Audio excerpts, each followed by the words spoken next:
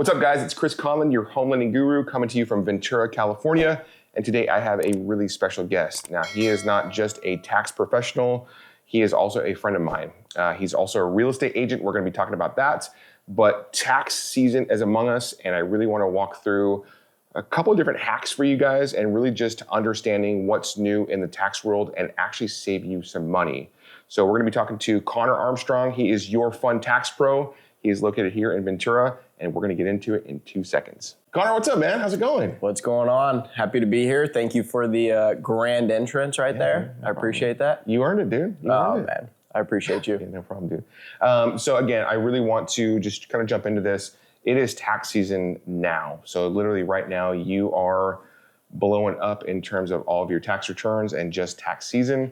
And dude, if you don't follow Connor on Instagram, the dude's got some pretty phenomenal content. The best content I've ever seen from an accountant for sure. And yeah, you guys are gonna love that. So with that being said, all the new stuff that's coming out this year, there's a lot of different tax breaks, especially for homeowners. I see this in my business every single day. And ultimately, I do have a fiduciary responsibility to clients. I really wanna make sure that they are saving enough money. But the trick is making enough money to qualify for a home loan. So we're gonna talk about that today. But right this very second, tell us a little bit more about you, man. You've got a really cool background, backstory. Dude, football player, Ivy League graduate. Dude, you're like Superman. But tell me a little bit more about you. Yeah, I have kind of a unique background for getting into this industry. I've always been a bit OCD. Okay. Yeah, I grew up here in Ventura, California. I was blessed enough to go to Cornell University. While there, I was studying business, going into the sales industry. And growing up, my dad was in law enforcement. So he said, naturally, me and my brother and sister were not allowed to go into law enforcement. Okay. My senior year at Cornell, my brother, of course, became a cop with the Ventura Sheriff's Office. And we're very, very tight. He talked me into it. And I thought, what better way to, I could serve my community. Yeah. I can be back at my hometown, be by all my family. So I went that route. My dad was not happy with me at all. But it was a pleasure to serve our community. Yeah. And so I've been a cop for the last 9 years, got injured on duty, ended up, I have fracture in my back, slipped vertebrae, slipped disc. Yeah. It was unfortunate what happened. It was on duty, got into a foot pursuit and fight, and brought me into a whole new world and a change in career. Yeah. So while I was off, I've always loved numbers and finance. And so I became an enrolled agent. Every tax season, I was always super excited and picking my tax person's brain. Yeah. Like, how can I lower my taxable income? And I also didn't want to be away from sales, even though I was a cop. So I became a real estate agent about 6 years ago while I was a cop. Yeah. And with that, I was able to pick my tax person's brain and how can I lower my taxable income from being a cop. Sure. And real estate was the go-to. Yeah. So because you didn't have any tax breaks being a W-2 wage earner, right? Correct. Yeah. Okay. I had very, very limited tax deductions. Yeah. And as a real estate agent, you're basically an independent contractor. And so once you make enough money, I ended up creating an S-Corporation. And those expenses from the S-Corp were able to flow through to my individual return, lowering that taxable income. Awesome. All right, cool. And we are going to talk about that. This is going to be for the real estate agents out there. So I really want you to pay attention because there's some really good advice for you on the real estate side. So I really want you to make sure that you stay around till the end of this video because Connor's going to get into that. But okay, so you were in Ventura, you served the community, and you got hurt on the job. Man, I know what a bummer that is, but it's opened the door to helping and serving people, quite honestly, I think in a different way, but equally as important. You are truly helping people with their money and keeping more money in their pocket. So I really appreciate what you do, especially my clients really appreciate that. So let's jump into that a little bit. I see a ton of stuff happening just in my world when it comes to, there's a key term called the SALT tax. Yes. I'm gonna let you as the expert kind of walk through that, but there's a lot of stuff that has changed this year. So I have a lot of clients that are now first-time home buyers, and we're looking at how much they can actually save when it comes to having their interest deductions, which again, keeps more money in their pocket, helps them afford the home. And I think that we get a lot of, talk about this in the media, social media, but I don't think people quite understand how that actually works. So if you want to jump into it, and maybe even just a little bit of a scenario, but jump into it, man. What does that mean? Yeah, so SALT tax stands for state income tax and property taxes, or sales tax, right? Yeah. And the cap used to be $10,000. Yeah. So if you were to pay, let's use for ease of math, $10,000 in property taxes, you pay another $15,000 from W-2 to the state of California and state income tax, you're at $25,000 right there. The cap was at $10,000. So although you had $25K in deductions, you can only use 10. Understood. And you can get to $10,000 quick on mortgage interest. Correct. Quick. Correct. Especially here in California. So that change, the 10K cap is now at 40K. Yeah. So you can use that entire 25K, lowering your taxable income. Awesome. So that's going to help keep more money in clients' pocket by reducing what their actual income would be. So their taxable income, that's going to drop that lower. And again, before it was at $10,000, now you're at $40,000, which can be quite honestly pretty life-changing for some people. Yes, correct. It's not dollar for dollar. So the 25K isn't, if you make 100K, now you're going to get 25K back.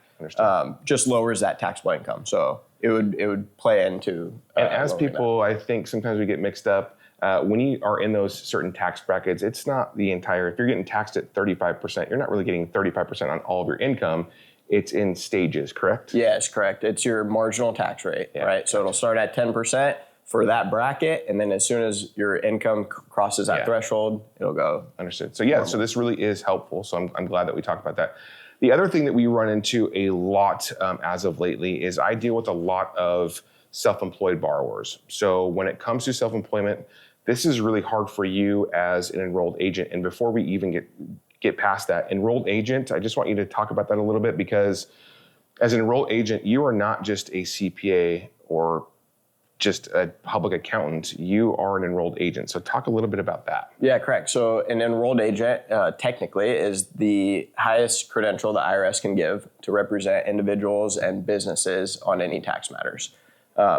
If there's an issue, I can handle that with the IRS. The only people who can are CPAs, EAs, enrolled agents, and tax attorneys. Nice. The cool thing about being an enrolled agent is I can practice in all 50 states.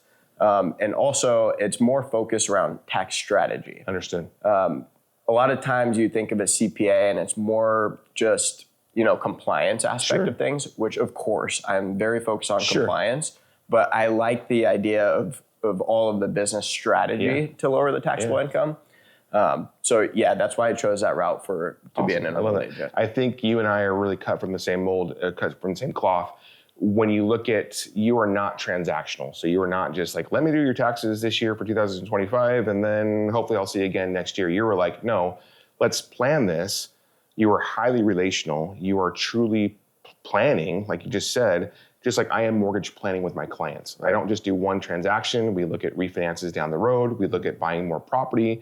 We look at changing and creating a real estate portfolio. So you really feel the same way. Yeah. And I think that strategy really is the right way to go, because again, taxes, they will always be forever, right? Correct. Yeah. And despite what people think or say, I think that they probably will always be there. Yeah. And yes, you have to pay taxes, but you don't have to pay as much as we do pay. Understood. And I think with how hard people work, they should keep more of their hard-earned money. I agree. With that said, correct. So when I'm working with a client, number one, just to touch on what you were saying, I think relationship building is everything. Sure. I've lived my entire life like that. I naturally just enjoy people's company. Yeah, for sure. And I like making people smile. Yeah. So I love working with people. Part of the reason why I got into this tax industry, because it's all about numbers, which I love, and dealing with people, which I also love. And that rings true, because if you guys watch Connor's social media, I know that I touched on that at the beginning of the video, but if you watch that, you will literally be in hysterics. The guy is hilarious. So he puts a lot of time and attention to not be that stuffy CPA, that accountant. He really makes it fun and very interesting. So, and a lot more that I've seen, sneak peeks. I know what's coming out. There's some good stuff coming out. So you guys are going to have to watch this.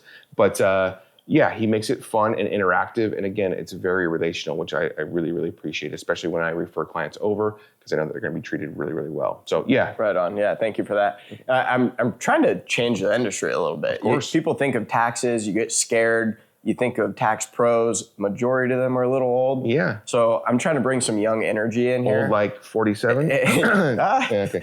No, you're a young man. You look like you're 30. You. All right, thank you. But yeah, trying to bring some good energy in and really bring strategy, right? Like I talked about. So when I'm dealing with a client, I like the idea of talking about planning. Sure. What are your goals in the next year or two? If your goals are not to buy a home, I'm going to do whatever I can to make that taxable income disappear if I can. If it's to buy a home or finance some sort of thing, such as a vehicle, then we'll keep that in mind and kind of play with the deductions to where it makes sense. Right? But for the most part, most people really want as many deductions as possible. Understood. So getting into business structure, you have sole props, LLCs, S-Corps, partnerships. Everyone wants, when they create a business, everyone wants to jump and create an LLC because they think they have to. I have a business, I need an LLC. Not true. You can. Where's that come from? So when they think that they have to do this, this is just kind of what they've always been taught? Is that kind of the old school way? Tell me a little bit more about that. I think so. And then it's also like, maybe some people think it's cool to say, yeah, I have an LLC. Yeah, okay. The good thing about LLCs, right, is limited liability company, right? And that's a touchy subject itself because you have to be very careful with your transactions. You can't mix business income and expenses with personal. Okay. The second you do that, they're called commingled funds. And now that LLC, you're kind of like not necessarily utilizing because if you were to get sued for your company, but you commingle funds, that LLC is supposed to protect you, but you commingled funds, so now your personal assets are going to be liable. And that can also be an issue when it comes to the lending side. So certain programs won't allow you to commingle unless you are, the sole proprietor, where you're like maybe a hairstylist or you're someone that gets cash deposits and it just goes into your personal account. That's typically where it can be okay, but normally we don't want to see the commingled funds. Yes, correct. So what I tell people who are starting a business, if it's not massively successful your first year, you don't need an LLC. You can have a business name, you can even have an EIN, but you're just operate as a sole proprietor. And what that does is now you don't have to pay the state of California every year like an LLC or S-Corp does. An LLC or S-Corp every year, California will get you however they can. You have to pay $800 to California. It's just how it is if you're a business owner. As a sole proprietor, you're still a business owner. You don't have to pay that $800. Gotcha. Now, there's benefits to everything. If you're a business owner, you obviously unlock tons of deductions in your everyday life. Right? And you can do that whether you're a sole prop or an S-Corp. We can break down the tax liabilities. So as a sole proprietor and as an LLC, right, because you're the business owner, all of that income is going to get hit with self-employment tax. Got it. So we'll use $100K business income for ease of math. So you take all $100K of business income, and as a sole prop or LLC, all $100K is getting hit with 15.3% tax for self-employment. And then also all of that $100K is getting ordinary income tax brackets. So kind of like a little bit of a double taxation up to 15%. And that's 15 grand, right? To self-employment tax. If you switch to an S-Corp, now it's not always right to switch to an S-Corp because there's stuff you need to do. But the threshold's kind of like maybe 50 to 60 grand of business income, then maybe start thinking about switching to an S-Corp. And what that does, when you're an S-Corp, one of the mandatory things, you have to pay yourself a reasonable salary. So we'll take that same $100K of business income as an S-Corp. You take reasonable salary, which means you W-2 yourself, either through ADP, paycheck, something like that. And say on $100K income, we'll use $50K as reasonable salary. So only that $50K is getting that taxable, the self-employment tax of 15%. The other 50 you take in owner distributions. and that's only taxed at ordinary income.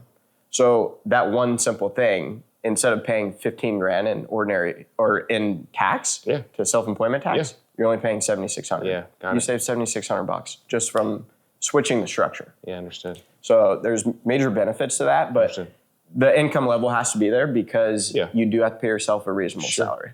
And this is part of what you do with your clientele. You will figure this part out. You will look at that. Obviously, you'll offer suggestions where you see fit, but this is typically what you see where most people are missing. Is that correct? Yes, very correct. Gotcha. Dealing with business owners right now, I mean, people just don't understand tax. And no fault to them. We don't really learn it in school. We should.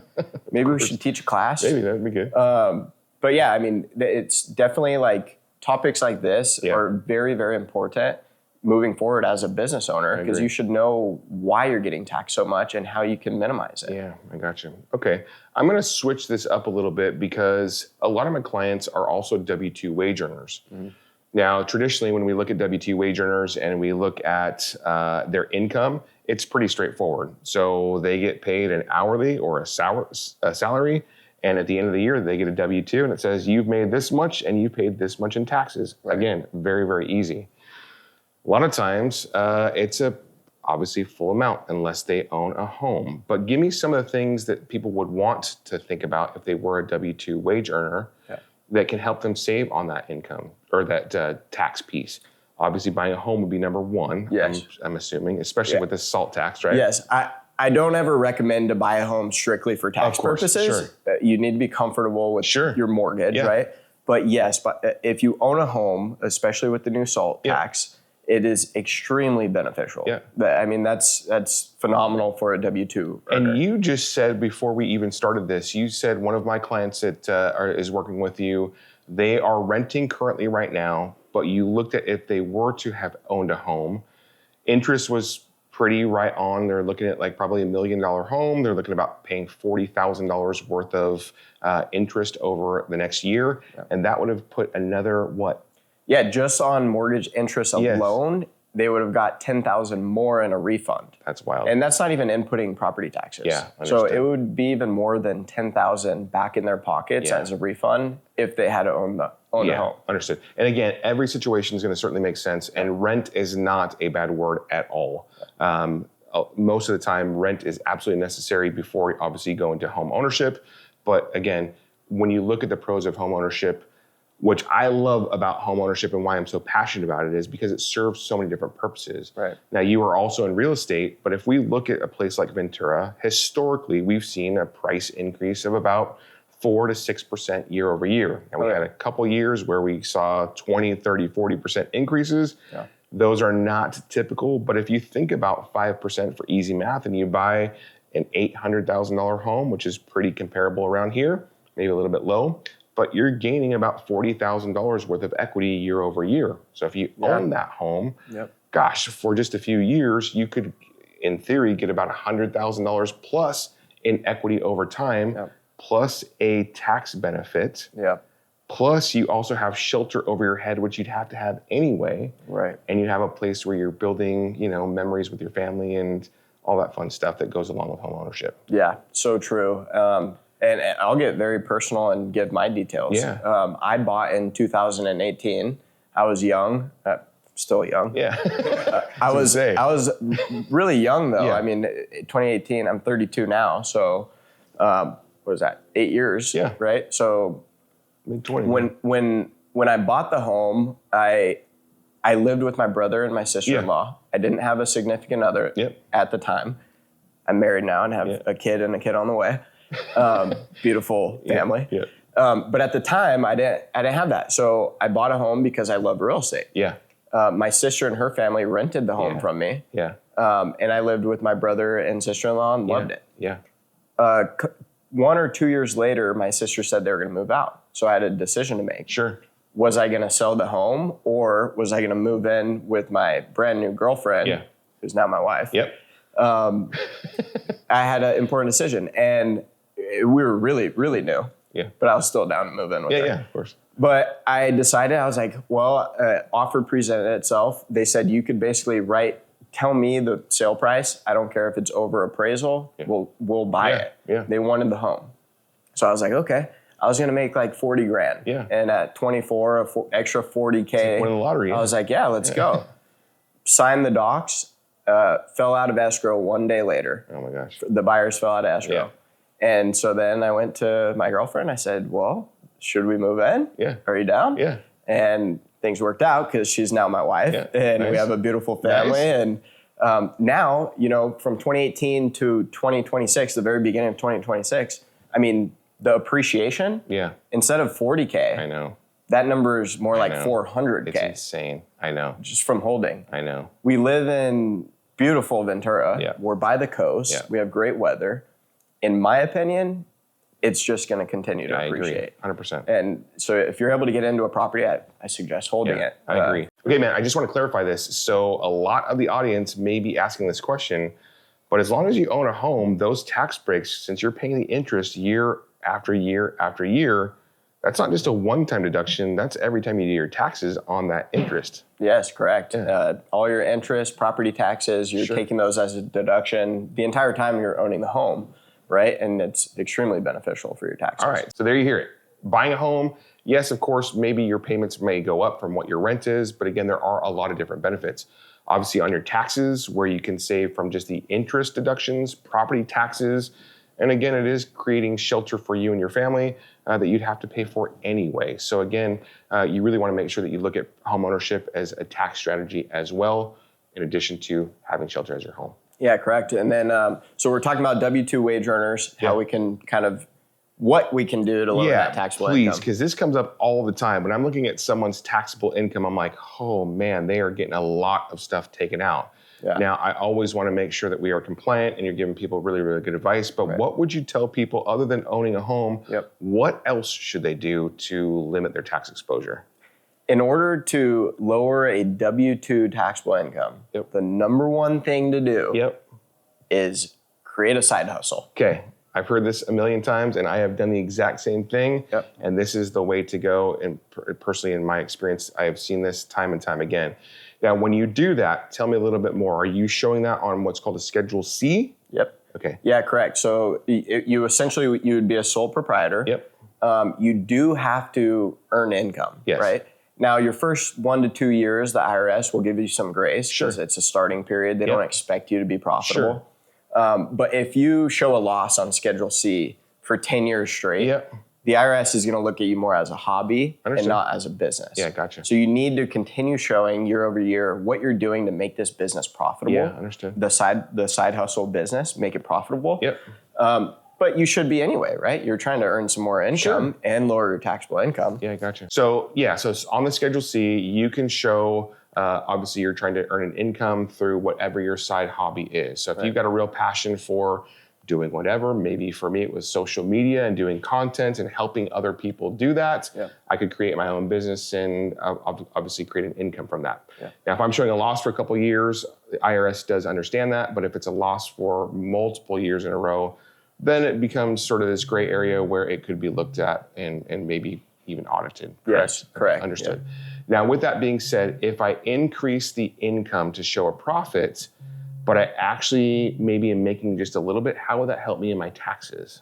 Yeah, well, number one, you're making more money, so we're happy all the way around. It'll help you on the taxes because, well, you're bringing in more money, but you have those expenses. So you're not, on paper, you actually have a loss, right? And speaking to that, another way is investing in real estate. Right? Here we are back on the home topic, but it's a reality. When you own an investment property, right? Now you can depreciate a residential property over 27 and a half years. The structure value, not the land value, it's only the structure. But over 27 and a half years, I mean, you could be taking, a $15,000 depreciation, which to you, you're not losing money, as we talked about. Real estate appreciates. But it's the code's written, you can take that paper loss, which lowers that taxable income, and great strategy. I have this happen a lot as well. So I do have my W-2 wage earners look at investment properties. Obviously, it's increasing their real estate portfolio over time, and you see the compounds in terms of equity gains year over year. It is pretty mind-boggling. When I put this together for my clients, it really is something special, and you can see this compounding interest over time and equity gains, it's very quite impressive. Now, with that being said, what do you think about like even short-term rentals or things like that? Would that be a good idea, strategy to save on some taxable income as well? Yeah, no, I'm glad you mentioned that. So speaking of investing in real estate, the IRS looks at investing in real estate if you were to own a rental property as a passive activity, meaning you're not working to earn that money. You own the property and money's coming in. Sure. So with that, if any expenses that deal with that rental property, they're passive losses. Got it. So passive losses can only offset passive income. Okay. And it carries forward. Yep. So as we mentioned, depreciation, if you have massive depreciation that covers more than that profit, it only limits that profit. We can make that profit to zero, but then it carries forward for future years. Got it. So there's passive income, passive losses, right? Passive losses can only offset passive income unless you're a real estate professional, right? A real estate agent. Now you can take those expenses, they can lower your taxable income, W-2. But if you do a short-term rental loophole, is what they call it, and the average stay for that property is 7 days or less, now that any expenses can actually lower your W-2 income. Nice. So it unlocks that ability and kind of is a curve around that passive loss. It makes it an active loss because you're running an active business, being a short term. Got it. Okay, cool. This is super helpful. So I think this will be really beneficial for our W-2 wage earners. I just want to do kind of a real quick recap of all the stuff that we talked about. I do want to share with you, I think this takes some pressure off of you because I know that you've asked me before, like, hey, Chris, I've got clients, we're reducing their income by a lot and they want to buy a home. So from your perspective, you want to save as much money as possible for your clients, which I truly respect and truly honor. Days of old, that used to be a really big problem. You'd come to me and say, hey, I've reduced their income. They are showing like $1 worth of income and I can't qualify someone on $1 worth of income. Or they make great income on a W-2 that they pay themselves, but their company has just lost $150,000. And so I have to hit them with that loss. Now, what's changed so much in the last couple of years is we've got a lot of different loan products. So again, it takes the pressure off of you. We've got our bank statement loans, which work wonderful for our self-employed borrowers. What we do is we take their 12 months worth of bank statements. We look at an average, and depending on what they do for business, it can be really beneficial. So on paper, maybe they show a loss, but on their income, on their bank statements, they just show, I'll give you super easy math, they may show $100,000 worth of bank deposits coming in every single month. Typically, we can usually give them between half and maybe even up to 85% of that. So for easy math, if they're making $100,000 in deposits every month, and we give them 50%, we can give them $50,000 worth of income and qualify them using that income, which helps out tremendously. The other piece is we have P&L loans. So we take a look at a P&L. So it's your profit and your loss. It is your income that comes in and just your expenditures going out. And we take a look at that. This can be very helpful if it's seasonal income. So if you have someone that is very seasonal, but they have a really strong P&L where they made a lot of money, we can use that as well. We can also look at 1099s. So that's a whole nother piece where we have freelance clients that come in and they have multiple 1099s. Well, again, we can look at that 1099 income and we can qualify them off of using that. So again, we have loan products to help all of our self-employed clients, which again, days of old, that was really, really tough to do. So yeah, no, that's great to know from my end. So I'm going to keep doing whatever I can to lower that taxable income. Please do. And the great part about it is the interest rates. A lot of times people will say, oh yeah, but Chris, the interest rates are going to be 2 or 3 points higher, but it's absolutely not the case. And in some instances, the interest rates can actually be more competitive than your conventional loans, just depending on what the LTV, loan to value is, credit scores, all that stuff. It can be really, really competitive. So yeah, we've got some different ways. Yeah, right on. The other thing I wanted to mention about W-2 employees is a lot of people try to get creative with withholdings, right? Sure. And in my professional opinion, I don't like to play games with the IRS. So when I was a W-2 employee, I was always single zero. Yeah. Okay. And that's because I didn't want to worry during tax season. Sure. I wanted to go into tax season and be like, okay, I know that I'm 99% sure I'm not going to owe money. I know what you're talking about. Yeah, I have done both sides and claimed higher dependents, and it was like, yeah, more of my checks coming back.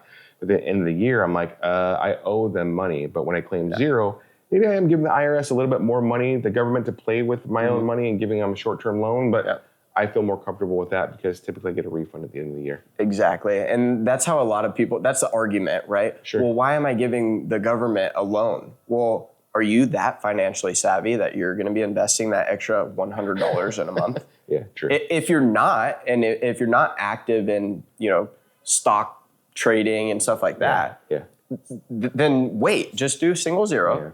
Yeah. I get it. Everyone's situation's different. If you need that extra 100, I get that. Sure. We can reevaluate at tax season and see how that looks.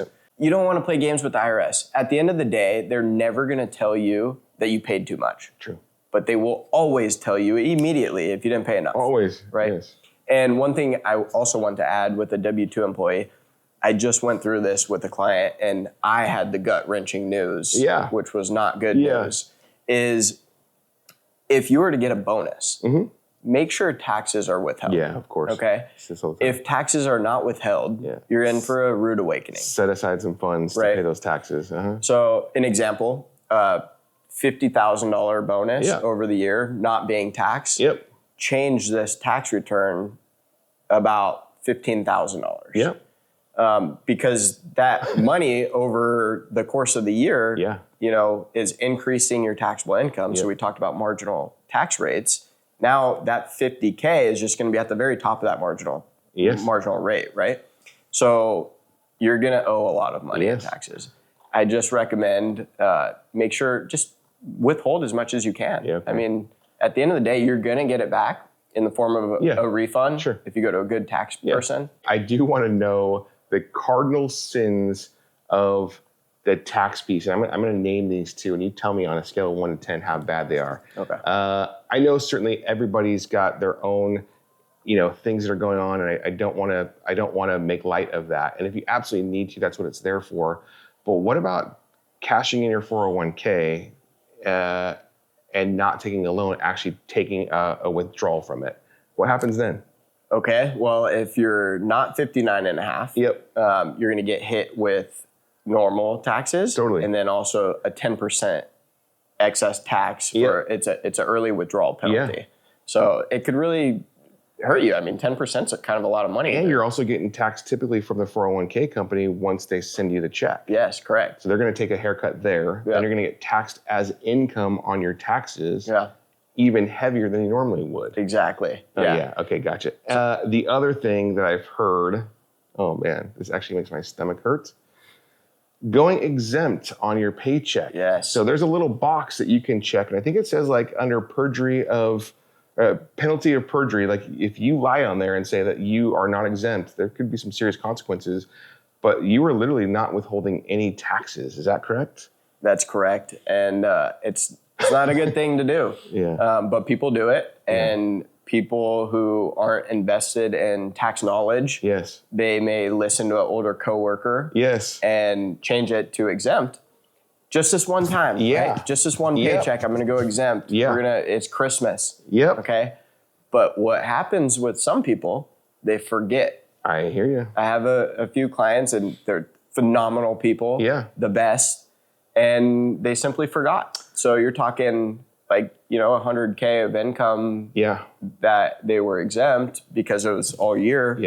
And now you're hit with a big tax bill that you weren't expecting.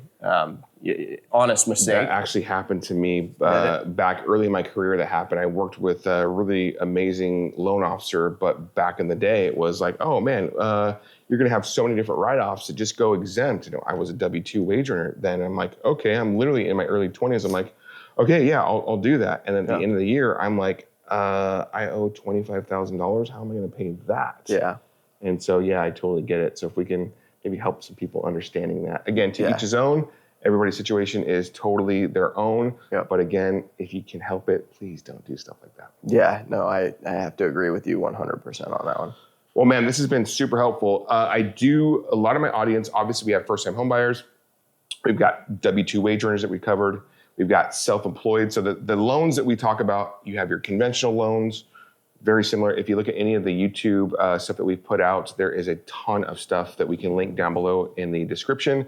But we talk about mortgage insurance. We talk about 3% down, 20% down, all the different down payments that we can look at. We also have your jumbo financing. So we have different programs for our W-2 wage earners. Now we also have the loan suite that I talked about for all of our self-employed borrowers that we can really help. Now, a lot of my clients are also real estate agents. Now, this hits home with you because you are also a real estate agent on top of being an enrolled agent. So with that audience, you've got some real knowledge on how to limit their tax exposure as well. Yes. What are some of the things that you'd recommend there? Yeah, definitely. And the cool thing about that is, if you're married, and married file joint, you can lower your husband's taxable income if you're a real estate agent. Got it. So if your husband's a W-2 making a ton of money, and they're not able to deduct much because it's W-2, well, if you're a real estate agent, essentially you're an independent contractor, right? And so that will go on Schedule C, which is what we talked about. Unless you're really crushing and making a ton of money, then maybe we'll switch to an S-Corp. But for the most part, real estate agents will do Schedule C. And it can tremendously alter a return. So there are certain things like a home office deduction you can take. A W-2 employee certainly can't take that because they have an office. As a real estate agent, I know I'm hardly ever in the real estate office. I'm doing my real estate stuff at home because it's after hours 100%. And talking with clients and all the paperwork. I'm doing it at home in my home office. Now, the IRS is very strict about this, but if you do it the right way, it's written for your benefit. Of course. Right? So it needs to be an exclusive room, exclusively for business, right? Where you handle a majority of your business. You can use a simplified method, which is $5 per square foot, up to a max of 300 square feet. So that'd be $1,500 deduction. That otherwise, W-2 people can't take that. Correct. $1,500, $1,500. 100%. Or you can do actual expenses, which can actually get you some serious money back. Just like line items, stuff like that. So actual expenses, you'll take the square feet of that room. And then the square feet of your total house, you'll do the percentage of it. So just do the division. Call it 10%, right? If your office is 10%, you can now deduct 10% of all of your expenses related to the home. Utilities, electricity, gas, rent. You can deduct rent. Gotcha. Mortgage interest. Now, be a little careful with that because there's potentially, with the depreciating. Because then there would be possible recapture down the line if you were to sell. But home office is a huge deduction. Auto expenses. I was gonna say mileage. Again, there's simplified and actual. For business vehicles, I like to do actual because then you can, deduct your gas, your oil, any maintenance you have. Mileage, the IRS will give you, however many cents per mile. But it makes more sense to do actual most of the time. But as a real estate agent, in my eyes, I don't see how you can't defend that that's 100% business use vehicle. As long as you guys have another vehicle that you can use personally. Day to day, you're driving around, you're a real estate agent. I know I love real estate. I'm always looking and I'm looking for homes to sell, looking for homes to buy. And so that's a vehicle, that's a business expense. Gotcha. So you can deduct the interest on your vehicle expense. All of your gas should be a deduction. And then other things for a real estate agent, like meals. Meals with clients, right? Anytime and my wife is my business partner as well. She's on my business. So we don't do casual dinners. We do business meetings. Gotcha. Right? We don't do vacations for leisure.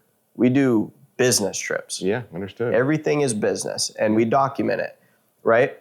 Documentation is very important. Absolutely. But as far as meals, when you're going out to a restaurant with people or, grabbing coffee, more than likely, if you're anything like me, you're discussing business. Of course. It doesn't always have to be, but if you are, you should be. That's a business expense. Got it.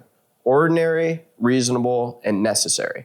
Those are the expenses that the IRS looks at. As long as you hit those three categories, Nice. It could be a business deduction. Nice, dude. That is some freaking real knowledge. Ben, this has been wonderful. I've learned a lot just being obviously friends with you, working together. You obviously share a office right next door, which is great. I'm happy to send my clients to you as well. You've been really amazing. And just walking through people, walking them through how you work. Just like you did with me right now, you are very much, again, relational, like we've talked about. You will walk them through. You will uncover anywhere that you can save them money. And again, have a lot of fun doing it. So I really appreciate you doing that, man. Yeah, no, thank you so much. And I just think it's very important. No one really understands taxes. Yeah, right? for sure. So oftentimes you see, you go pay a tax professional a lot of money and you trust them. They may get you a good refund and you never look at the return. Yeah. Most people don't because they don't know what they're looking at. Sure. So in my business, I'm running it on integrity. Yep.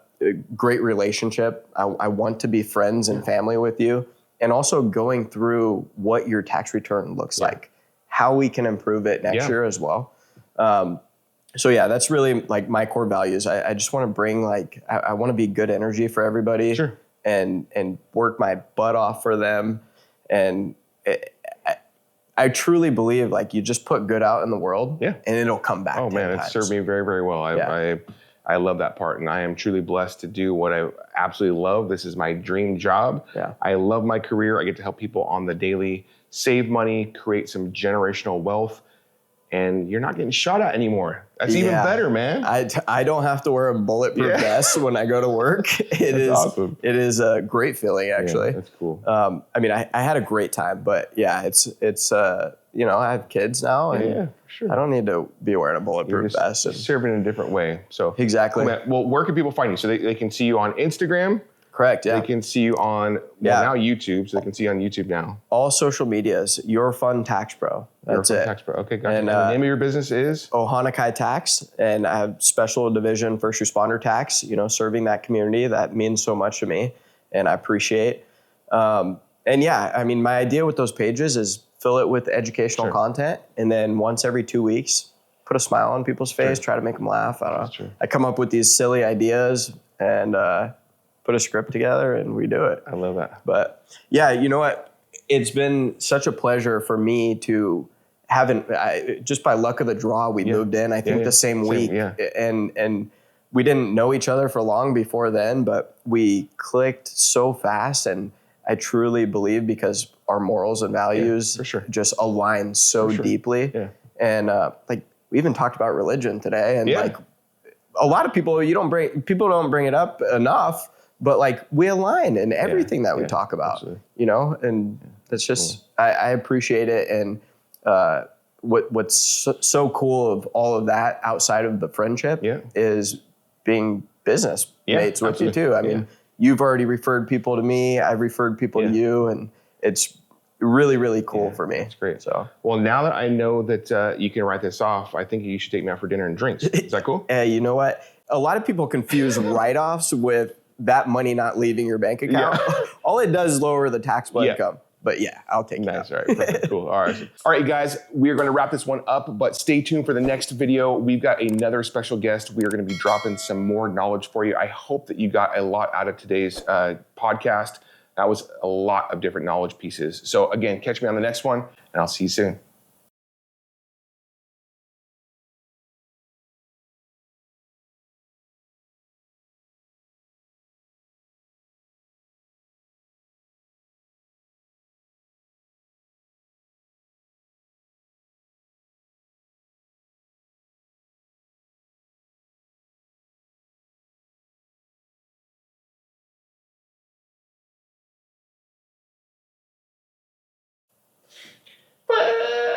Nice. Can I redo my very first scene? Yes. Just scene? Yeah. I felt like I sounded stupid.